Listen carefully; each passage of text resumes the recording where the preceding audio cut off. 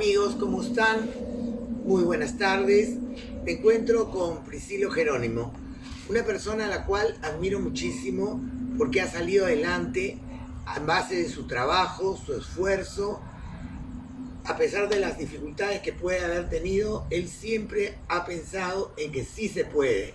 Es un peruano al cual todos debemos admirar y es más conocido como el rey del camote. Encantada de tenerte en mi casa, Priscilo. Doctora, muy buenos días, y al público que nos escucha también, ¿no? Gracias por esta oportunidad, ¿no? Bueno, como usted dice, ¿no? Pues, con las ganas que uno le pone, el empeño, el empuje que uno le pone, o sea, todo se puede. Mira, no sé si puedo empezar a contar un poquito algo de historia, ¿no? De cómo empecé. Eso es lo Ya, importante. Yo lo que quiero es que nuestro público sepa de que sí se puede lograr en libertad todo lo que uno quiere. claro, mira, tengo 57 años de edad. Mi infancia, o sea, fue una infancia bastante triste. Pero, a ver, yo empecé a trabajar aproximadamente desde los 8 años. Y no tuve la oportunidad, no tuve la oportunidad de ir a una casa superior, pero con toda la voluntad y no la ganas de querer progresar, como todo un peruano, y poniéndole ganas, o sea, sí se pudo lograr objetivos, ¿no? Objetivos que se logró con, ¿qué digo?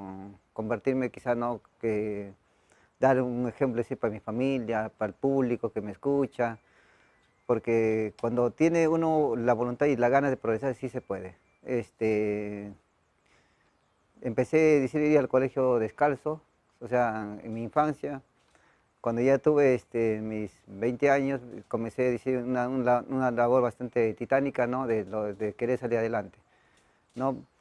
Bueno, mm, comencé a decir como vendiendo camote de a poquito, ¿no? A ir al mercado llevando por saquitos, 100 kilitos, algo así.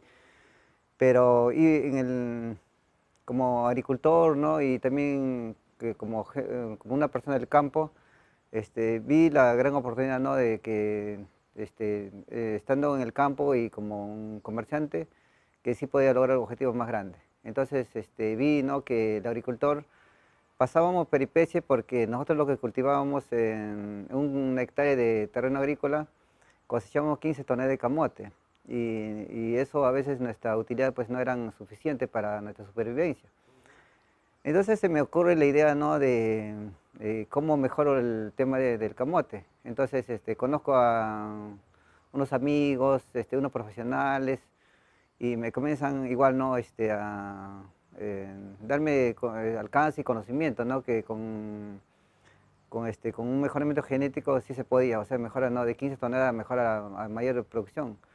Y de tal manera, ¿no? Decir que me aboco, decir, a una investigación que duró como aproximadamente 4 años. Bueno, la inversión lo hice con dinero, o sea, mío, o sea, y esto me costó bastante, pero al resultado de los 4 años, o sea, nos descubrimos, ¿no? Diferentes variedades de camote, pero de la cual decir que logramos patentar una variedad que se llama Jonathan Guachano, ¿no? Y de la cual, digamos, producir de 15 toneladas en buenos campos, llegan a cosechar pues, 60 toneladas, hasta 80 toneladas llega a cosechar. Y claro, eso nos dio bastante beneficio, sí, tanto para lo personal y tanto sí, para los hermanos agricultores que trabajaban decir, en unión decir, con, no sé, con mi persona. Y la familia, pues, ¿no? Que siempre estaba siempre atrás de mí, ¿no? Trabajando junto conmigo y nunca trataba de, o sea, el trabajo lo hacíamos mancomunadamente con mis hermanos, mi hermana, ¿no? Es decir, bueno, logramos descubrir variedades de camote ¿no? Producir a gran escala, ¿no? Y eso me permitió, ¿no? Generar una muy buena cantidad de empleo y darle al agricultor una mejor semilla, una calidad de mejor semilla y él a la vez, ¿no? Que él saque buenos dividendos de este producto, ¿no? Del camote, ¿no? De las cuales, ¿no? Me ha permitido, ¿no? Desarrollarme cada día más y, ¿cómo se llama? Por eso que en un día no logrado quizá el sueño de que sea yo conocido como un investigador del camote, o sea, me ponen el apelativo de rey del camote. Sí. Bueno, con mucho orgullo, ¿no? Para mí, ¿no? Pero no solo el camote ha sido un parte de mi, de De tu mi, de historia. mi historia, de Ahora está mi... procesando mandarinas, me dijiste. Sí, o sea, de ahí hemos pasado pues a buscar un nuevo horizonte, ¿no? Usted sabe decir que la persona que es perseverante y el que cree, ¿no? En proyectos nuevos, o sea, logra desarrollar proyectos, ¿no? Claro. Pero no es tan fácil, doctora. A veces hoy tengo una nueva empresa, ¿no? Se llama Negocios de Inversiones Jerónimo. Y entonces, Felicitaciones, Jerónimo. y manejo otra empresa que es Agronegocios Priansac, que sigue vendiendo camote. Eso es lo que yo quiero que ustedes entiendan. Quiero que escuchen. Sí se puede. Cuando uno quiere lograr algo, trabaja, se esfuerza, tiene el apoyo de la familia, porque la familia es importante. Una, tu sobrino que está contigo, tus hijos, tus hermanos, tu mamá, la que conocí. Es ese núcleo el que sale adelante. Y eso es lo que tienen que entender. La unión de la familia es muy importante para cualquier cosa, Jerónimo. Claro, ese es el empuje que te da, ¿no? Las ganas que te da decir para salir adelante, ¿no? Claro. Tus hijos que tienes, o sea, decir, ¿no? Y en verdad, ¿no? Ahora hemos abierto, o sea, una nueva unidad de negocio y tenemos un packing de proceso de producto de palta y mandarina, es decir, bueno. o sea, vendemos servicios para los exportadores, ¿no? Bueno, los exportadores están enviando para distintos destinos del mundo, ¿no? Para China, para Corea, para Estados Unidos, para Chile. Y ya le estoy hablando de una inversión bastante grande, no es una inversión pequeña, ¿no? O sea, Qué si bueno. en aquel tiempo logré desarrollo cuando trabajaba como rey de camote, o sea, el producto de esa ganancia, o sea, hoy le volví a reinvertir. No, hoy pues estamos hablando de una inversión, bueno, a mi alcance, a mi memoria es bastante grande, ¿no? Pero dime una cosa, Priscilo. Estamos viviendo un momento coyuntural en el país. Estas no son unas elecciones típicas, son unas elecciones atípicas y aparentemente amañadas también, porque hay un orden mundial que quiere capturar el Perú. ¿Cómo ves? Quiero que me cuentes tu experiencia con el terrorismo. ¿Qué es lo que viviste? ¿Qué es lo que tú sabes? Porque hay gente que no conoce la historia. Y como no conoce la historia, quiere repetirla. Cuéntanos, por favor. A ver, doctora, bueno, yo tengo, bueno, en la época de mi juventud he sabido recorrer distintas partes del Perú, ¿no? Y en el año 85 me fui a trabajar a la selva. Ya estamos Tocachi, Uchiza, ¿no? Y entonces ahí, en el año 88, ya estábamos con la época del gobierno de Alan García. Entonces, bueno, en el año 85 ya se sentía que se venía el terrorismo, porque se mencionaba, ¿no? Que en distintos puntos de la selva ya habían copado lugares, ¿no? Pueblos enteros, como Zaposoa, Nuevo Horizonte, que le llamaban, ¿no? Y habían columnas armadas del terrorismo. Y estamos hablando, pues, decir, no de uno o dos, o sea, aquí el terrorismo aquí en la ciudad es un terrorismo escondido. En cambio, allá nosotros hemos visto, pues, decir que 100 personas armadas, 200 personas armadas con fusiles de largo alcance, ¿no? Por eso que se denominaba, pues, columna guerrillera, ¿no? Y lo más, que podía decir que ha dejado de repente marcado en todos los que hemos vivido en la población, es el ajusticiamiento popular que ellos acostumbraban. O sea, decir Cuéntale, porque la joven o sea, no sabe. claro, sacaban, decía, a la población, a toda la población, a medianoche, o sea, a la hora que ellos creían conveniente, ¿no? Y llevaban, decir, a una persona, o dos personas, o tres personas, y bueno, su pecado era decir que ellos colaboraban con el ejército, ¿no? Que habían ido a combatir, ¿no? El terrorismo, y entonces por el hecho de que eran amigos o eran allegados a ellos, decir que era de su pecado. Y sacaban a la población y lo acuchillaban, ¿no? Y o lo mataban, decía, a balazos. Decía, no, cabe mencionar, por ejemplo, ¿no? Tuve la experiencia de ver, ¿no? Que estos amigos del mal mataron a dos jóvenes, decir, no, pusieron su cabeza sobre otra piedra y los chancaron con otra piedra. ¿Qué? Y así. Eran salvajes. Claro, Salvajes. claro, o sea, si yo le cuento esto, mira que todavía me da una sensación de lo vivido, ¿no? El trauma que uno ha vivido todavía queda. Qué horrible, qué horrible. Yo no entiendo, Jerónimo, después de lo que ha pasado, ¿cómo es posible que estemos en esta situación de que Sendero quiera tomar el país?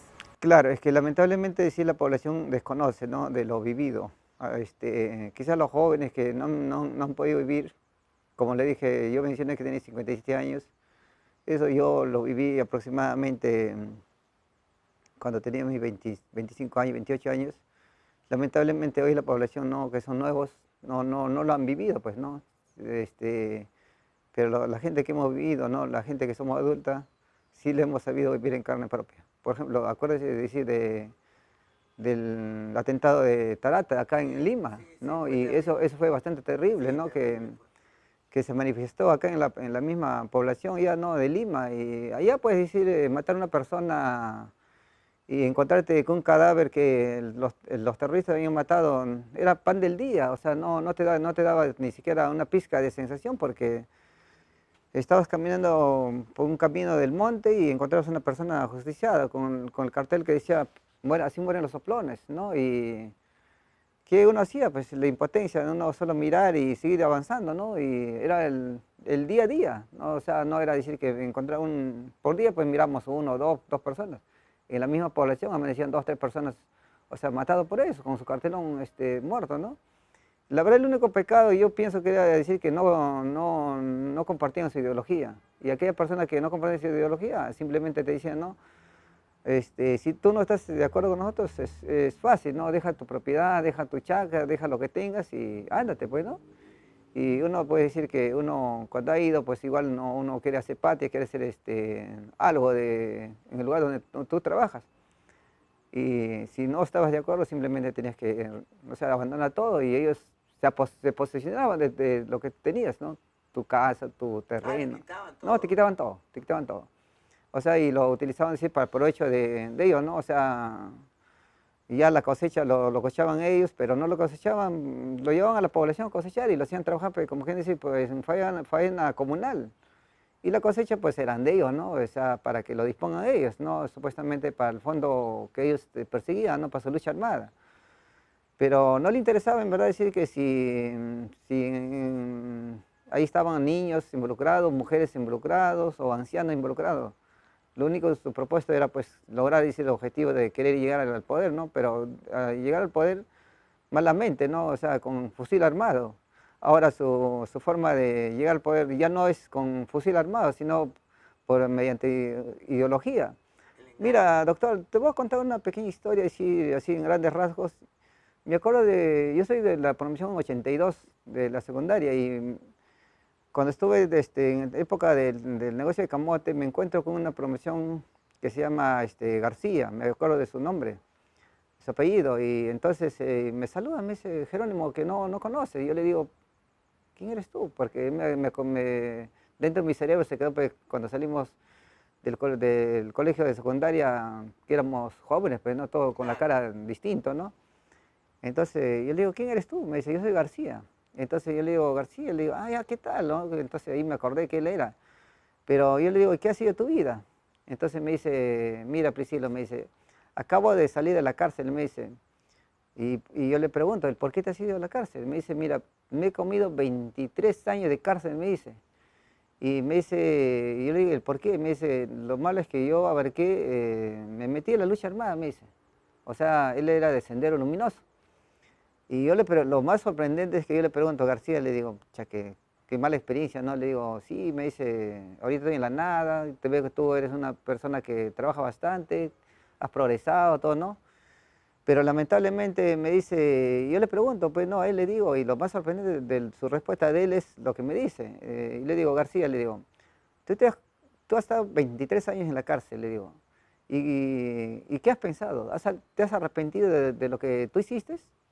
Porque él aceptó que sí, él había participado, ¿no?, en ejecuciones, en la lucha armada, aquello, ¿no? Entonces me dice, no, me dice, ¿no? O sea, el presidente Gonzalo, ¿no?, el que lo llamaba él, así a Abimael Guzmán, me dice, estamos en una etapa donde ya no vamos a tomar el poder con el fusil, vamos a copar el Estado, vamos a copar el sistema con otra ideología, que es la ideología ya decir, como dice, inteligentemente, ¿no? Y vamos a llegar al poder, o sea, utilizando lo que el sistema ofrece, que es la democracia. Entonces, la verdad que yo le escuché ese día y me puse a pensar, ¿será posible? Y hoy veo pues que sí es posible.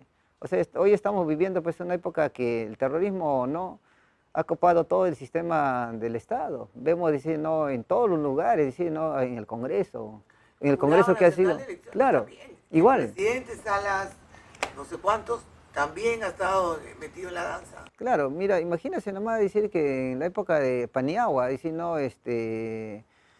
bueno, que en paz descanse el presidente de Paniagua, pero no comparto la idea de él, y el famoso el doctor Diego García Castellán, ¿no?, de Comisión de Derechos Humanos, ¿no?, que soltaron un montón de terroristas, ¿no?, y ya también con la época en el gobierno del segundo gobierno de Alan García, se suelta un montón de terroristas, ¿no? Y ahí está libre Marta Guatay, Osman Morote, ¿no?, que creo que de vuelta está en la cárcel, pero ya creo que es por reincidencia o otros delitos. Entonces, a veces la gente está caminando, pero no se da cuenta, en verdad, decir que estamos en un peligro latente, porque esto de que ya no han copado ellos, como le dije, no, todo el aparato del Estado, claro, son infiltrados, con ideología distinta. Entonces eso hace decir que nosotros estamos en pleno peligro, doctor, en verdad, decir que estas elecciones en verdad nos lo estamos jugando el Perú. Ya acá no se trata de que nosotros estemos, si es Keiko o no es Keiko, aquí, acá nos levantamos luchando por el Perú. Se trata del Perú, ya no se trata de otra cosa, sino porque no vamos a permitir, bueno, en mi caso, yo no voy a permitir, o sea, que ellos tomen el poder. No, claro, o sea, voy a hacer todo mi esfuerzo para que, o sea, nosotros salgamos ganando, o sea, decir al terror. Voy a poner todo mi esfuerzo, mi empeño, diciendo, en impulsar, o sea, voy a impulsar netamente con la camiseta del Perú, ¿no? Porque no quiero vivir los años pasados y que el Perú, o sea, caiga en manos, decir, del terrorismo de vuelta, ¿no? Exacto. Y lo que pasa es decir que no es solo este año, doctora, lo más preocupante es decir que, bueno, este año yo sé que le vamos a ganar al profesor Castillo, pero lo más preocupante es decir que ellos van a seguir adelante, van a seguir preparándose, porque si esta vez vamos a derrotarle, yo estoy bien seguro que lo vamos a derrotar, ellos se van a preparar mucho más, o sea, van a buscar un nuevo líder, o sea, que tenga más llegada.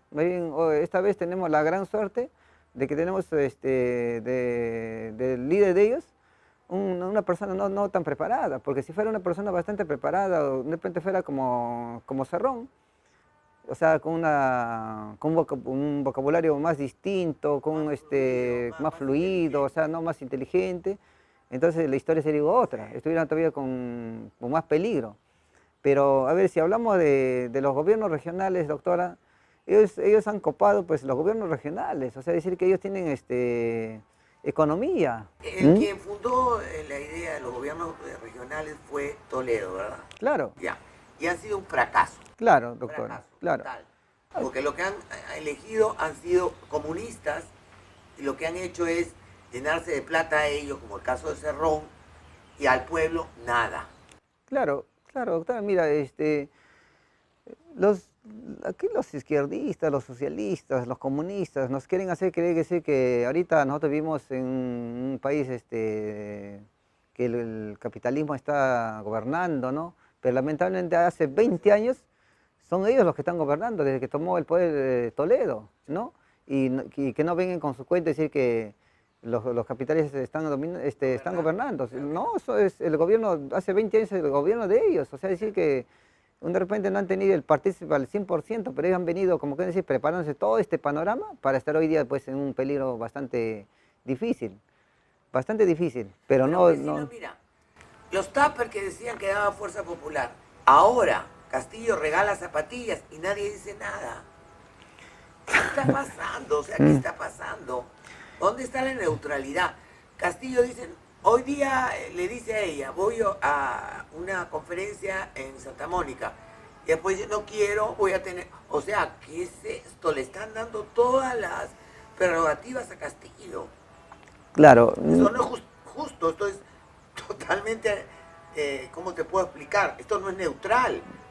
Y lo malo de todo esto, doctora, veo, dice al diario La República, ¿no? Dándole cobertura.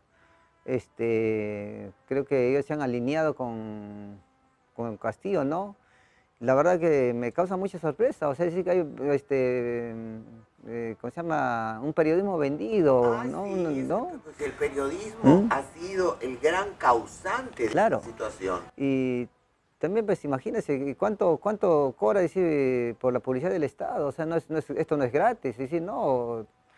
a veces la gente no se acuerda que ellos si hablan a favor del sistema, del gobierno, o sea, no sacan lo feo que está, pues, decir, sus avances del Estado, nos pintan maravillas, por ejemplo, ¿no? Estamos hablando por ejemplo, de los gobiernos regionales, por ejemplo, decir en Junín, Cerrón, 2 periodos como gobernante. ¿Qué ha hecho? ¿Qué ha hecho? O sea, y todavía se atreve de hablar de corrupción. Si no ha hecho nada, simplemente lo que ha utilizado el dinero del Estado es simplemente para asegurar, o sea, para seguir con su ideología. Claro, y impulsar, ¿no?, su alumno que es Castillo, porque su papá es Cerrón, y si Castillo gana, el que va a gobernar es Cerrón, eso no le queda duda a nadie. Entonces, decir, no, ellos el dinero del Estado le están utilizando para hacer campaña, porque imagínate, doctora, ¿de dónde sale ese dinero para pagar publicidad, para decir que Castillo se movilice con avión privado? O sea, decir, no, es fácil darse cuenta, o sea, no. O sea, y no solo es Junín, hay otros departamentos como Huancavelica, ¿no?, que igual no han tomado el poder los izquierdistas, pero lo malo es que sí, los izquierdistas sí se preparan y nosotros no nos preparamos. O sea, porque ellos netamente copan el Estado de esa manera, ¿no? Es decir, toman un gobierno regional, una región completa, y ya tienen pues a disponibilidad lo que es el capital. Claro. Entonces, si tienen 1, 2, 3 regiones, imagínate pues cuánto dinero el gobierno central lo transfiere. Y ellos no lo están utilizando para hacer obras, sino simplemente para reforzar su ideología. Entonces, en verdad, esta es una cosa bastante difícil, ¿no?, de superar. Si nosotros no nos preparamos, doctora, de aquí a 5 años, volveremos de repente a pasar o estar en peores situaciones, ¿no? Porque como acabo de decir, no, esto tenemos que unirnos, tratar de erradicar, ¿no?, decir, de raíz, en verdad, de raíz, ¿no? Y la única forma de cambiar esto es llegando pues a la población, cambiando que la ideología del terrorismo es una ideología bastante difícil, y aparte, si no, darle educación a nuestros jóvenes, a nuestros hijos, ¿no?, y contarles la historia quizás que muchos padres no la han contado, ¿no? Es decir, que hay padres que han vivido, pero como que se han callado, ¿no? Y eso es completamente erróneo, ¿no? Ellos deberían de decirles la verdad, de la historia del Perú.